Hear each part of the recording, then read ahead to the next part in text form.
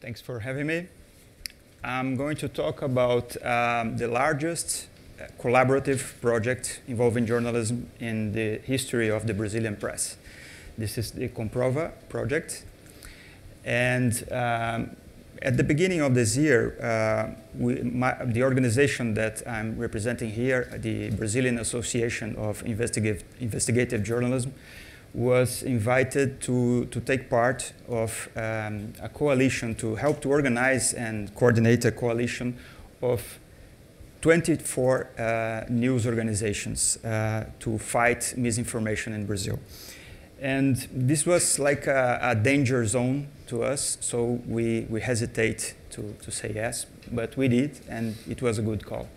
As you know, Brazil is right now a very polarized society, and all this polarization is transforming our social networks in a political battlefield. It's really hard to explain because I think you don't have polarization here, right? I heard that you live in a consensual society, but the invitation came from First Draft, from Claire Wardle, who is here with us today. And these are the partners of the equalization. You have here newspapers, you have TV stations, radio stations, web-based news organizations, and also news agencies.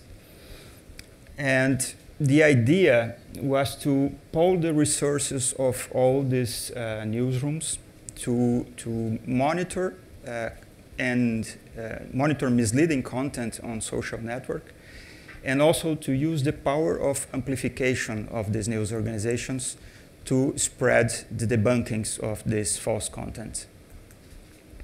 So in the end of May, the journalists involved in the project met for the first time.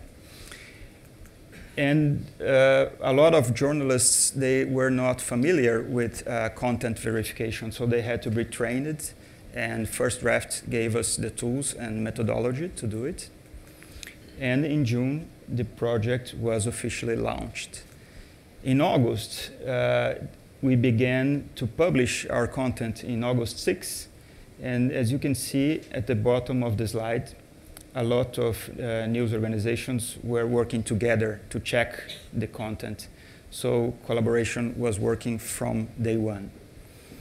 And we were very positively surprised by the engagement that this project generated between journalists.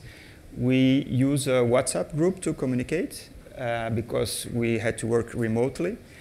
And in 6 months, about 50 journalists, they exchanged more than 18,000 messages on this WhatsApp group, all related to the project, all related to content verification.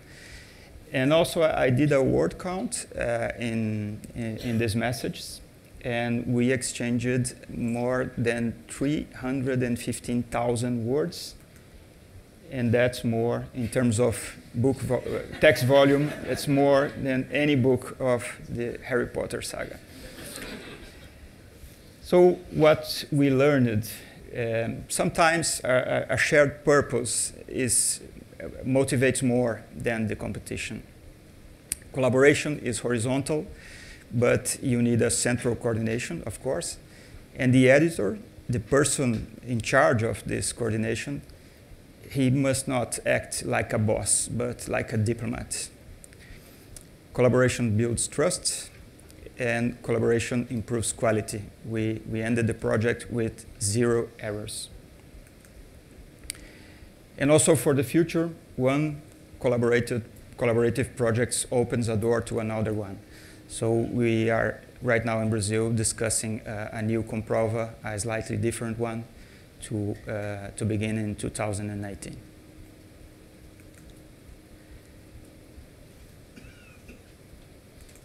We also learned that verification is hard. Sometimes it took days to debunk just one piece of content that may be created in a matter of minutes. But the Comprova project managed to publish around 12 debunks per week, or 147 in total. We got more than 70,000 messages sent by our readers in our WhatsApp channel. And of course, our content had millions of views. But the question is, was it enough? Of course not. The impact of disinformation in the electoral campaign was huge. And when I think of the role of Comprova in the electoral process, this image comes to my mind. In September of this year, our National Museum in Rio was hit by a huge fire. And almost immediately, it was a Sunday night, and a lot of workers, museum workers and also researchers, they rushed to the scene, and some of them even entered the building and faced the flame to rescue some items. They knew they could not save the museum, but they did what they could, and they did what was right. Thank you very much.